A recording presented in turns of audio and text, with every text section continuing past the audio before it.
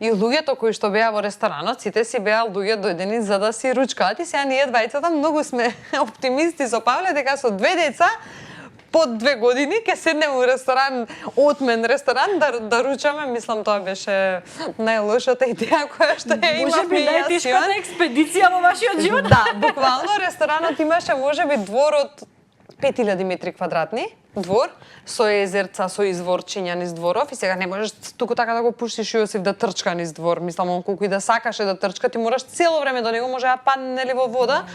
И ние буквално бевме поделени. Лена умеѓу време одлучи дека не ќе дремка, дека ќе плаче.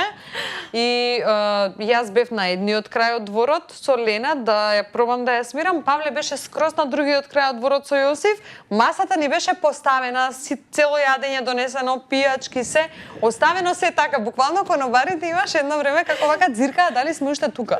Као луѓе му изгледа на рача и си замина. Многу и на крај си поминавте. Многу убаво си поминавме. После 45 минути успеавме.